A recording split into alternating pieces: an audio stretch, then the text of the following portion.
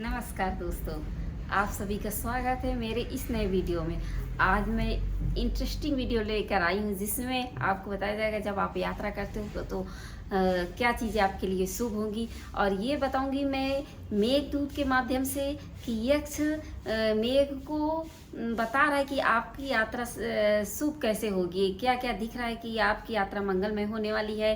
और आप ये भी बताऊँ कि एक यक्ष है जो रामगिरी पर्वत में रहता है अपनी पत्नी की विरह में, और वो अपने पत्नी को अलकापुरी संदेश भिजवाता है मेघदूतों से कि अब मेघ को बता रहा है कि आपको कैसे जाना है और क्या क्या आपके रास्ते में सहायक होंगे और शुभ संकेत मिलने लगे हैं आपकी यात्रा के लिए। तो अब कालिदास जी यक्ष के माध्यम से मेघों को बोलते हैं, बताते हैं। मैं श्लोक पढ़ती हूँ और फिर आगे आपको इसका अर्थ बताती हूँ।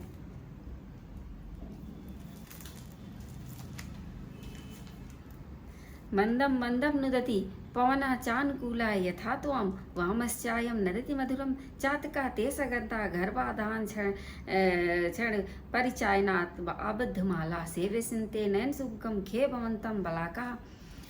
अब यक्ष कहता है कि धीरे धीरे पवन चलने लगी है, वह नहीं वायु बहने लगी है जो कि आपके अनुकूल है।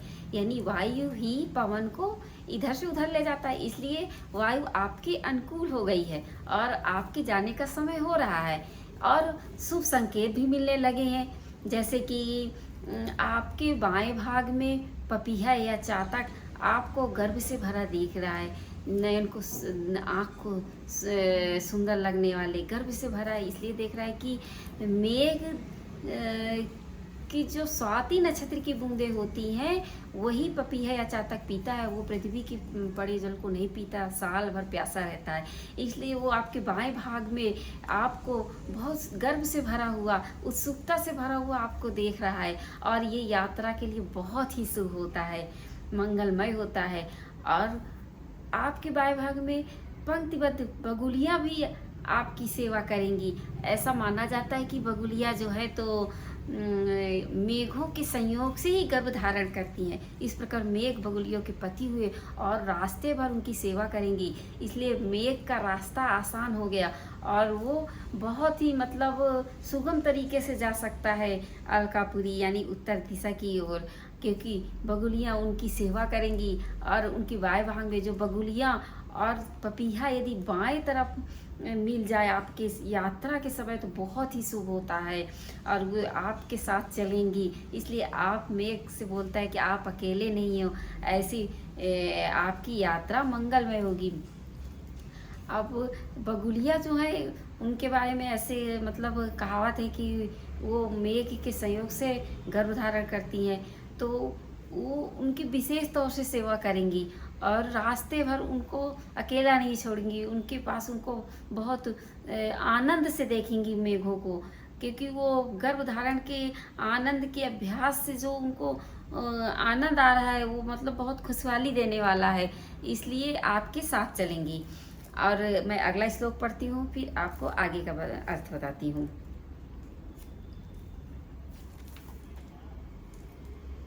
कर्तु यच प्रभति महीमुच्लीनान्ध आबध्याम तत्श्रुत्वा ते श्रवणसुभगं गर्जितं मानसोत्का आकैलासात् विसखि यच्छेद पाथयन्तः सम्पत्स्य नभसि भवतो राजहंसा सहाया।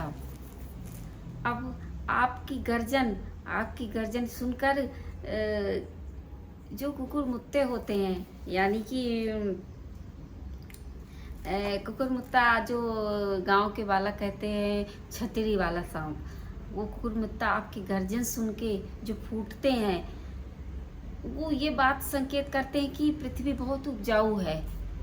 तो उस गर्जन को सुनकर राजहंस आपके रास्ते में चलने के हम सफर होंगे, साथ में चलेंगे। वो उस गर्जन को सुनकर राजहंस इसलिए चलते हैं कि वो बरसात में कैलाश जाते हैं। और राजहंस ऐसा पक्षी होता है जिसकी चोंच और पैर लाल होते हैं और वो एक कमल नाम की दंड को पकड़े हुए होते हैं। जो उनके भोजन होते हैं वो कमलनाथ के दंड का दूध पीते हैं, इसलिए वो उनको पकड़े हुए थे।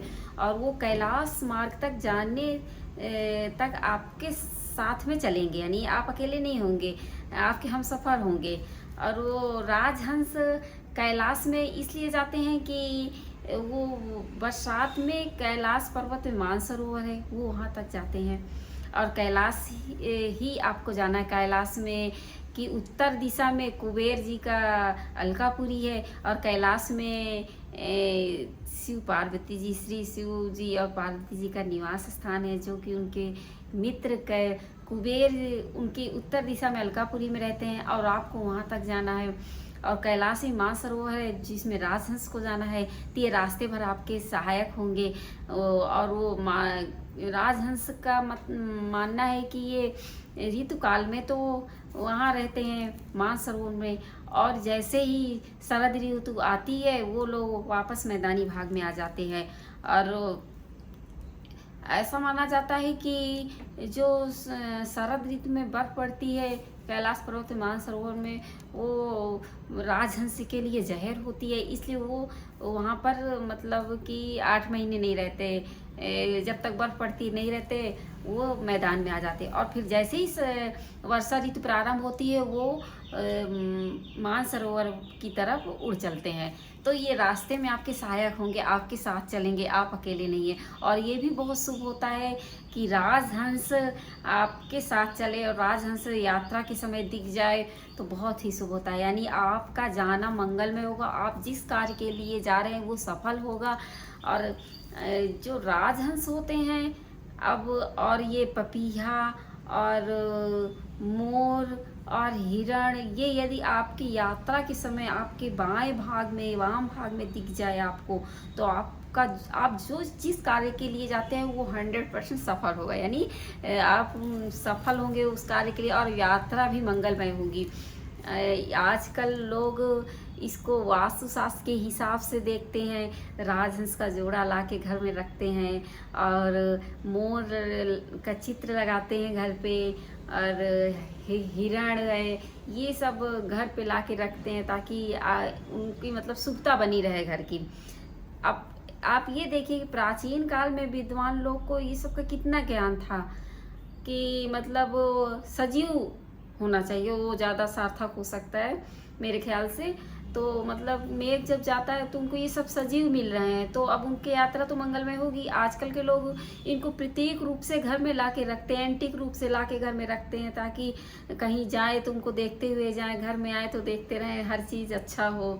और इसको वास्तुशास्त्र से जोड़ा जाता है, जो कि आजकल नया शास्त्र मतलब उत्पन्न हुआ है, वास्तुशास्त्र, अंक शास्त्र, जो कि प्राचीन काल में ऐसा नहीं था।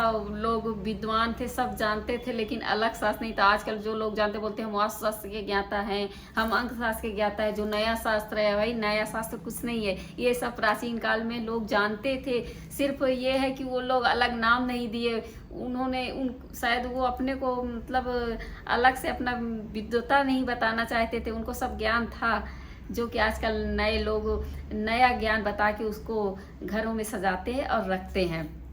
इस प्रकार आप लोग यदि कहीं यात्रा कर रहे हो और आपको ऐसी चीज़ें दिख जाती हैं जैसे कि हिरण है और मोर है, पपीहा है और राजहंस है, तो आप बहुत लकी हो, आपकी यात्रा मंगलमय होगी। बस मैं वीडियो को यहीं पर समाप्त करती हूँ, आगे और वीडियो में मिलूंगी आपको नई जानकारी के साथ। आप लाइक करिए मेरे वीडियो को, सब्सक्राइब करिए, तो बताइए कैसा लगा, ये जानकारी आपको थी कि नहीं थी। बस बाय बाय, टाटा।